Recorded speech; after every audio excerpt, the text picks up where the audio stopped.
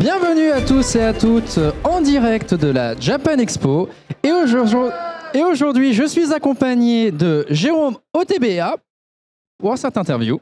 Comment ça va bien? Moi, ça va très bien. Eh ben, ça va très bien sous ce soleil, pas de plomb, pour une fois. Et donc, Jérôme, tu vas nous présenter ton activité On the Born Again. Vas-y, donne-nous des détails. En quoi consiste cette activité? Alors, c'est très simple en fait. C'est une société de service auprès des éditeurs de jeux de société principalement. Donc, ça va être plusieurs types d'offres. Ça va être de l'animateur clé en main, de la table clé en main sur des événements, type la Japan, type Paris, des gros événements, des petits. On est entre 5000 visiteurs et les plus gros 200 000. En fait, globalement, à partir du moment où l'éditeur a un besoin, ou le client a un besoin, on discute, on définit un petit peu ensemble toutes les caractéristiques. Et après, je lui dis, bah voilà, je peux te placer un certain nombre d'animateurs sur la France entière. Ça va être temps, tiens, je peux gérer ton stand si tu veux. Ça va être différents types d'offres, différents types de panels. Je peux gérer une partie, tout. D'accord. Mais est-ce que tu as une équipe? Est-ce que tu fais partie d'une équipe ou est-ce que tu es tout seul dans cette activité? Alors, je suis tout seul dans cette activité et je travaille en fait avec des partenaires, des indépendants à travers le territoire. D'accord, ok. Donc en fait, tu rassembles des indépendants dans ta prestation de service que tu fournis à l'organisme, imaginons la Japan Expo comme ici. Par exemple. D'accord, ok. Et le matériel, donc les différents jeux que tu présentes, est-ce que c'est du matériel que tu possèdes toi qui t'es propriétaire? Est-ce que c'est du matériel qui t'est loué par des éditeurs ou des auteurs? Ou est-ce que c'est du matériel qui appartient à l'événement lui-même que tu leur fais jouer sur l'événement? Je dirais que ça peut être de tout en fonction du contrat et de ce qui est établi. La manière principale, c'est le client me fournit les jeux en amont avec les règles, les PDF, etc., de telle sorte que je puisse les maîtriser et faire en sorte que l'équipe les maîtrise. Et après, ça dépend. Les jeux, ça peut être nous qui les amenons sur l'événement. C'est mieux si c'est le client qui s'arrange pour que les jeux soient directement sur l'événement. Bien évidemment, dans la presta, c'est aussi la relation avec les boutiques, avec les événements en eux-mêmes, de telle sorte que quand on fait une animation, présente des jeux sur un événement, eh bien, les gens qui jouent puissent directement venir l'acheter sur place. D'accord, ok. Donc, et ça, en fait, tu fais à peu près combien d'événements par an et combien de temps ça te prend aussi à préparer un événement comme ça? Combien d'événements? Une quarantaine par an? Ça dépend des années, en fait. Il y a des années qui sont chargées en demande des clients. Il y a des années plus calmes. Ça va varier. Entre 20 et 40 événements à peu près. Après, ça dépend parce que tu vas avoir les événements, type Japan, etc. Mais par exemple, j'ai aussi des clients qui me demandent des prestats sur des présentations dans des culturas, etc. Et donc là, on va plus être sur, voilà, pendant un mois, on va faire 9 présentations par semaine sur un package. Ça peut être aussi des démonstrations de proto des clients qui ont besoin de retour. Ça peut être aussi un événement professionnel précis dans les locaux du client. Enfin, c'est très large. Ouais, c'est très étendu. Et donc, en fait, ce que je comprends aussi, c'est que tu es dans la boucle de développement de jeux, en fait. Alors non. Moi, je fais... ça peut arriver aussi. Ça peut arriver aussi. Mais c'est autre chose. D'accord, ok. La partie OTBA, donc la partie service, c'est la présentation des produits. C'est de l'aide à la présentation des produits vers les cibles qui sont principalement les joueurs, les joueuses, pour les acheter, et ça peut aller aussi vers les boutiques. D'accord, ok. Et donc, parce que justement, tu as parlé que tu avais une autre activité, donc tu as aussi une activité dans le développement d'auteur? Ouais, tout à fait. Je crée aussi des jeux. Et je peux aussi les créer sur commande. D'accord, ok, vas-y, je vais te demander un peu de développer. Donc, effectivement, tu es auteur. Ouais. Ça veut dire que c'est des jeux qui sont purement propriétaires, que tu as toi-même, que tu édites toi-même? Non. D'accord, ok.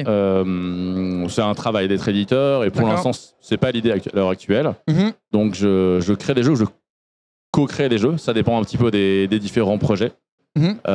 Pour l'instant, j'ai principalement fait de la co-création. D'accord. Et j'ai des jeux en cours où je travaille tout seul. Donc, à rester vigilant et à l'affût, c'est-à-dire qu'il y a du contenu qui va arriver. Le premier, c'est Doggerland que j'ai fait avec Laurent Guébert qui est sorti en juillet 2023. Alors, on a un gros jeu, gestion, etc. Un projet incroyable chez Super Meeple, mon éditeur que je salue. Et je salue également Laurent.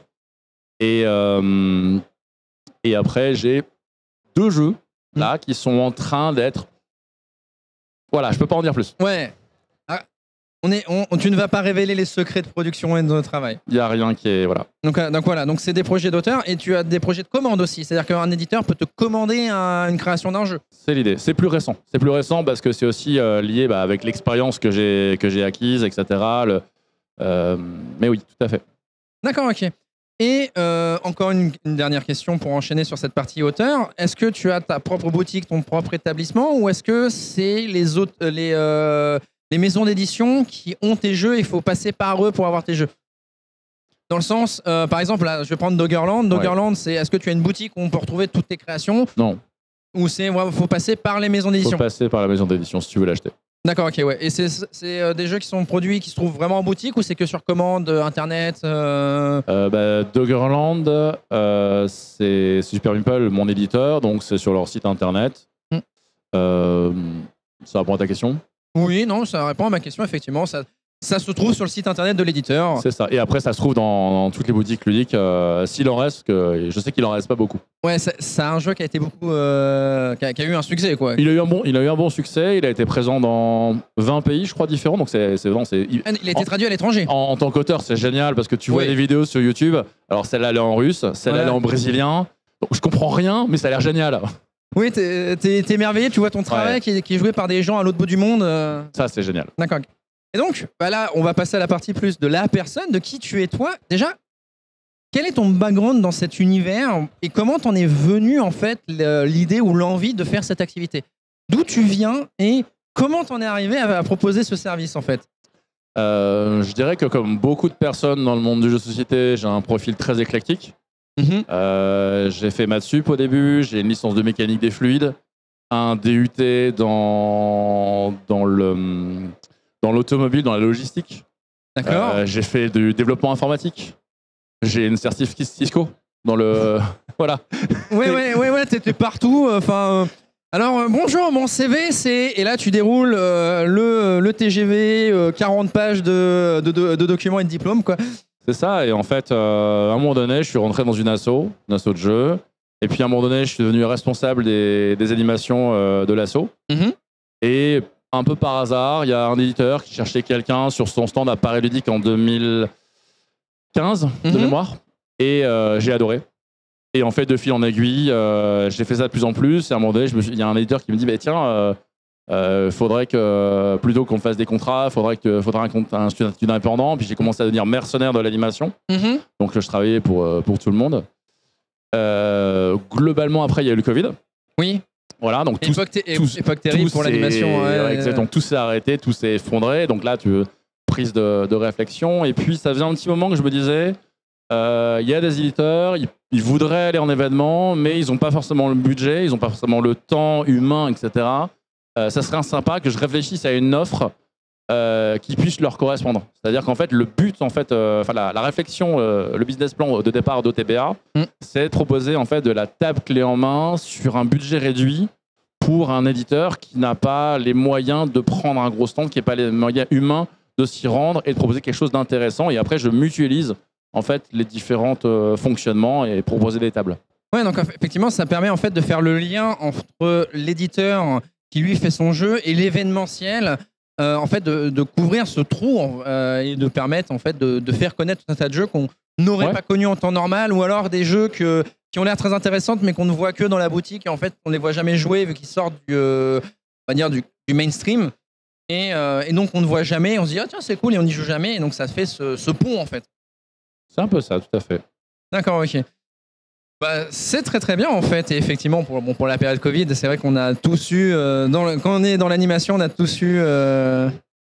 C'est une autre période, on réfléchit sur d'autres choses, d'une autre manière. Voilà, d'accord, ok. Et actuellement, est-ce que tu peux nous parler de projets, ne serait-ce que d'animation, où on peut te retrouver cette année, qui est suracté en cours, où on pourra te voir? Alors...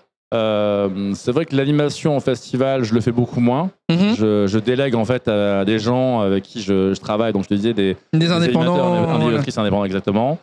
Là récemment, je suis dans un autre projet avec un partenaire qui s'appelle Meeplejack. D'accord. Et qui est une plateforme internationale à destination des professionnels du jeu de société, éditeurs, fabricants, distributeurs, etc. Donc c'est un En fait, on reste dans la continuité de ce que tu faisais, en fait. Totalement. Et donc là, on est sur un très gros projet. Donc pour ce projet, je suis le responsable France francophone, développement et relations. Et donc là, vous pouvez me retrouver sur les gros événements, c'est-à-dire là, Paris Ludique, donc quelques jours. Il y avait Cannes un peu avant. Il y aura Vichy sur la fin d'année, etc. D'accord, ok.